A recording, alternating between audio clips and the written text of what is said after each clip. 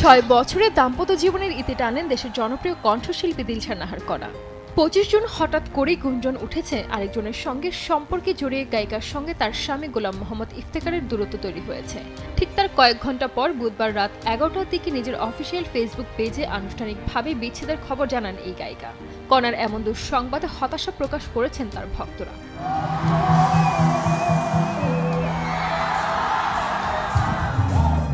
দীর্ঘ সেই পোস্টে আবেগ ঘন হয়ে তিনি লেখেন, আমি আপনাদের ভালোবাসার কণা, জন্ম মৃত্যু বিয়ে সবই আল্লাহর ইচ্ছা। ঠিক তেমনই যে কোনো বিচ্ছেদ হয় তারই ইশারায়।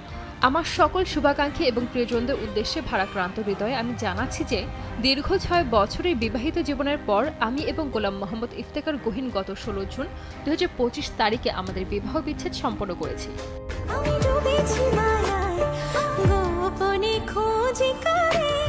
কণা আরও লেখেন, আমরা একে অপরের প্রতি সর্বদা শ্রদ্ধাশীল থাকব।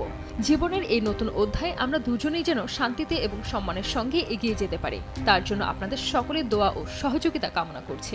এই মুহূর্তে আমি আমার গানের কাজে মনোনিবেশ করতে চাই, যে কাজের মাধ্যমে আমি এতদূর পর্যন্ত আসতে পেরেছি।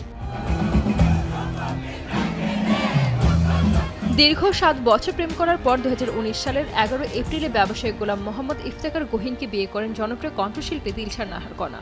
বিয়েটা পারিবারিকভাবেই হয়েছিল তাদের। দুই পরিবারের চাওয়াতে কাবিন হয়ে গেলেও বিয়ের আনুষ্ঠানিকতা হয়নি।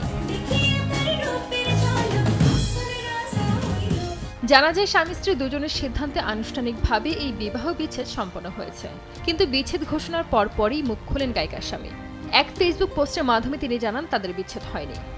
এরপরই বিষয়টি নিয়ে বিভ্রান্তি শুরু হয় অনুরাগীদের মাঝে। তবে সকালে সে পোস্টটি আর খুঁজে পাওয়া যায়নি, মুছে ফেলেছেন তিনি। তবে স্ত্রীকে মেনশন করে গহীন লিখেছিলেন, কণাকে নিয়ে যা লিখছেন তা নিতান্ত কিছু কুচক্রী ও কুরুচিপূর্ণ মানুষের বানানো। আমাদের কিছু পারিবারিক সমস্যা চলছে, যা আমরা দুজনেই সমাধান করার চেষ্টা করছি। আমাদের কোনো বিবাহ বিচ্ছেদ হয়নি।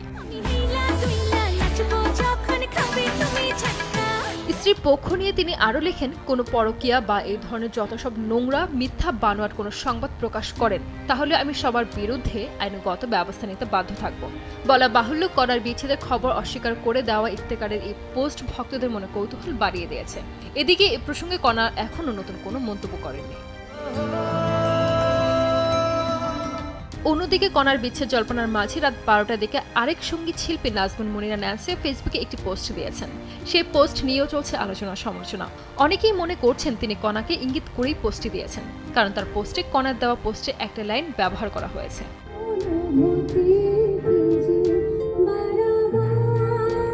ন্যান্সি সেই পোস্টে লিখেছেন, জন্ম মৃত্যু বিয়ে বিচ্ছেদ এর সবই আল্লাহর ইচ্ছা হয়, বাণীতে শেয়াল রানী। বিচ্ছেদের খবরে দীর্ঘ পোস্টের শুরুতে কণা ঠিক এমন কথাই লিখেছিলেন। ন্যান্সির পোস্ট দেখে নেটিজেনরা ধরেই নিয়েছেন কণাকে শেয়াল রানী বলেছেন গায়িকা। সঞ্জিত আক্তার, দেশ টিভি।